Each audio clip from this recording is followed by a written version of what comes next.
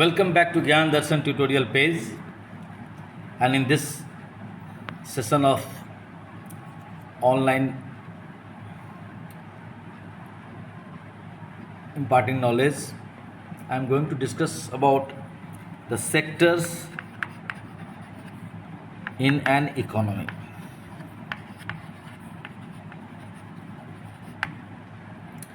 Sectors means the different agents among which the transactions takes place, gives and takes place, exchanges takes place, that paves the way for earning to different agents or sections of that sectors in an economy, and earning leads a healthy way of living, leads to welfare of the individual, family and society as a whole.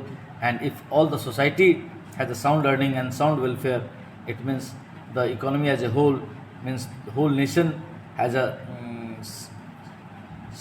sound system of economy. So let us discuss the different sectors of an economy. In modern days, there are four sectors. The first is household sector. Household sector means घर परिवार, families, जितने भी परिवार है, हम लोग पढ़े हैं ना कि family is the unit of society. So household sector is the first sector. Actually household sector क्या है, इसमें एक फैमिली आता है. तो हर फैमिली में देखिए जो भी लोग हैं, जहाँ कहीं भी मिलते हैं काम करने के लिए, सब ये हाउसहोल्ड सेक्टर से ही जा रहे हैं. चाहे देश का प्रेसिडेंट हो, प्राइम मिनिस्टर हो, आर्म फोर्सेस हो,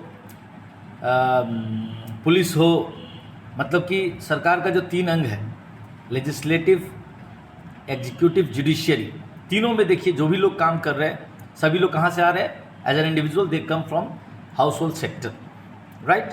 तो हाउसहोल्ड सेक्टर क्या कर रहा है? हाउसहोल्ड सेक्टर सभी जगह अपने लोग दे रहे हैं. वो लोग ऑनर्स के रूप में, एंटरप्रेन्योर के रूप में काम कर रहे हैं, लेबरर्स के रूप में काम कर रहे हैं, अपने प्रॉपर्टी रेंट के रूप में लोगों को यूज़ करने दे रहे हैं, अपना कैपिटल लोगों को इंटरेस्ट पर यूज़ करने दे रहे हैं, और एज एन एंटरप्रेन्योर बहुत सारे संस्थाओं को मालिक भी हैं, ओनर भी हैं.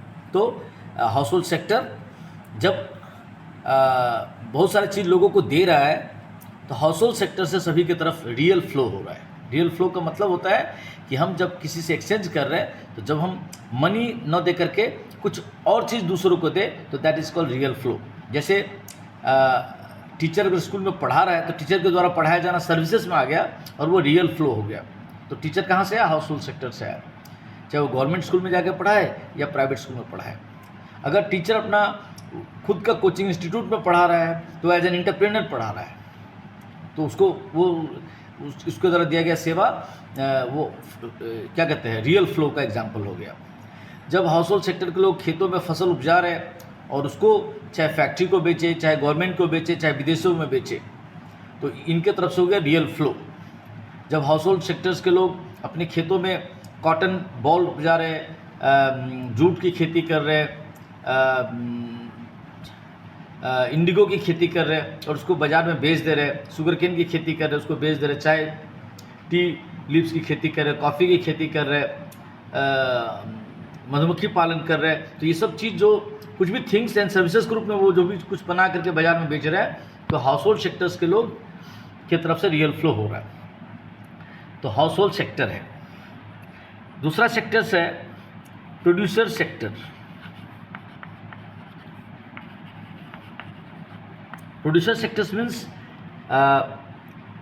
all the organizations, those are working or doing some production activities, and through that production activities or service activities, they are earning something. Like if I am an owner of a proprietorship firm, I am either selling goods and services or manufacturing goods and services and selling them in the market. So as an entrepreneur, I am earning profit. If I am a partner of partnership firm, then also I am doing the same business. It means producers sectors means either they are carrying on activities like economic activities like industry, trade and commerce.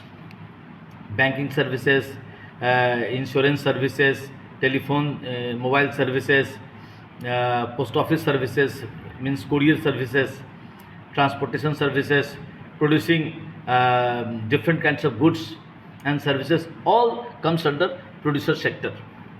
आप हम अपने आसपास जो भी एक छोटा सा दुकान से लेकर के कोई अगर अपना गोबर से गोईठा बना के भी बेच रहा है तो they comes under producer sector. तो जितने भी बिजनेस हाउसेस हैं छोटा से लेकर के बड़ा तक, they all comes under producer sector. अब प्रोड्यूसर सेक्टर्स भी क्या कर रहे हैं, जितने तरह की चीज़ें बना रहा है, चाहे जिससे खरीद के बना रहे हो, प्रोड्यूसर सेक्टर्स चाहे कॉफ़ी बना के बेचे या चाय पत्ती बना के बेचे, या वो शुगर केन से शुगर या गुड़ जैगरी बना के बेचे, या वो आयरन ओर परचेस करके मैंगनीज माइका जिंक परचेस करके वो उससे आयरन एंड स्टील से रिलेटेड प्रोडक्ट बना करके बाज़ार में बेचे, वो प्लास्टिक से रिलेटेड चीज़ बना के बाज़ार में बेच रहा है, लेदर से रिलेटेड चीज़ बना के बेच रहा है. तो जितना भी चीज़ वो बना के दूसरों को दे रहा है, चाहे वो हाउस होल्ड सेक्टर को बेचे, चाहे वो गवर्नमेंट सेक्टर को बेचे, चाहे वो विदेशों को बेचे, जहाँ कहीं बेचे, इनके द्वारा इतने सारे चीज़ों को बना करके जो बेचा जा रहा है, जो सामान दिया जा रहा है दूसरे को, that is the example of real flow, producer sector. Other sector is government sector. Government sector में आ गया सेंट्रल गवर्नमेंट भी, स्टेट गवर्नमेंट भी, पंचायत गवर्नमेंट भी. अब गवर्नमेंट सेक्टर क्या करता है, गवर्नमेंट सेक्टर को भी तो वो अपने इंडिया में क्या है, गवर्नमेंट इकोनॉमिक एक्टिविटीज़ भी करती है, वो बहुत सारे बिजनेस हाउसेस भी चलाती है. तो जब गवर्नमेंट सेक्टर कुछ बिजनेस हाउसेस चलाती है तो वो हो गया प्रोड्यूसर के रूप में रोल. लेकिन इसके अलावा गवर्नमेंट सेक्टर का और क्या काम है, they provides us birth certificate, death certificate, different kinds of licenses, and other than that they charges fee, fine, penalties etc. for so many other facilities, and if you are not abide by the law, तो government sector भी बहुत सारे लोगों को बहुत कुछ दे रहा है. क्या दे रहा है, वो हॉस्पिटल्स खोले हुए, वो स्कूल खोले हुए फ्री का, कॉलेजेस है, गवर्नमेंट ऑफिसेस है, उसमें तरह तरह की चीज़ें लोगों को दिया जाता है, कोई फैमाइन या फ्लड इत्यादि में. तो गवर्नमेंट सेक्टर भी कुछ ना कुछ दूसरों को दे रही है, चाहे वो प्रोड्यूसर सेक्टर को प्रोवाइड करे, चाहे वो हाउस होल्ड सेक्टर को प्रोवाइड करे, चाहे वो विदेशों को बेचे दे.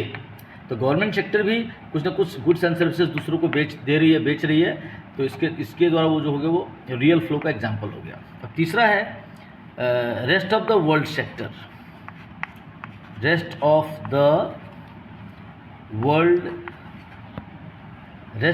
वर्ल्ड सेक्टर मतलब अपना देश छोड़ करके बाकी दुनिया के सारे देश.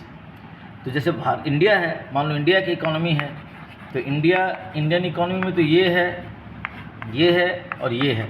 बट इंडिया को ये जो तीनों सेक्टर्स है इंडिया के अंदर में काम कर रहे हैं, लेकिन इंडिया को और भी बहुत सारी चीज़ फॉरेन से चाहिए. तो और दुनिया के सारे देशों से जो हम लोग चीज़ गिव एंड टेक करते हैं, अमेरिका से, जापान से, जर्मनी से, फ्रांस से, इंग्लैंड से, ऑस्ट्रेलिया से, जहाँ कहीं से हम लोग कुछ भी चीज़ खरीदते बेचते हैं, तो वी आर डूइंग ट्रांजेक्शन्स और exchange with rest of the world. So what happens, rest of the world से हम लोग बहुत सारा चीज़ अपने यहाँ मंगवाते हैं, हेवी मशीनरी, मेडिसिन्स इत्यादि मंगवा रहे बाहर से. तो रेस्ट ऑफ द वर्ल्ड से हमारे इकोनॉमी में इंपोर्ट के रूप में गुड्स एंड सर्विसेज का रियल फ्लो हुआ. उसी तरह से whatever we have surplus production either by households as farmers लोगों का, या प्रोड्यूसर सेक्टर्स का, या गवर्नमेंट का, इन सभी के द्वारा जो इनके पास सरप्लस प्रोडक्शन है, अगर वो अपने ही देश में नहीं बिकेगा तो they sell it to the other countries of the world. Like India tea leaves दूसरे कंट्री को बेचता है, इंडिया आजकल सॉफ्टवेयर भी दूसरे कंट्री को बेच रहा है. अभी करंट नरेंद्र मोदी की सरकार में आर्म्स एंड एम्यूनिशन भी इंडियन गवर्नमेंट दूसरे कंट्रीज़ को बेच रहे हैं. तो इंडियन गवर्नमेंट या प्रोड्यूसर सेक्टर या हाउस होल्ड सेक्टर अपनी कुछ चीज़ें अगर विदेशों को बेचे तो अपने यहाँ से वो एक्सपोर्ट के रूप में रियल फ्लो हो रहा, आउटफ्लो हो रहा है रियल फ्लो का. तो ये चार सेक्टर्स के आपस में गिव एंड टेक से, एक्सचेंजेस से इकोनॉमी काम करती है. इन सब के चीज़ में जब गुड्स एंड सर्विसेज के रूप में चीज़ों का फ्लो होता है तो that is called real flow. It means if all these four sectors exchanges goods and services amongst them, that is called real flow. But against those exchanges, real flow exchanges, they have to pay something later on. They have to pay something in cash. Like if household sector is working as a manager in producer sector, So services by manager from household sector to producer sector is an example of real flow.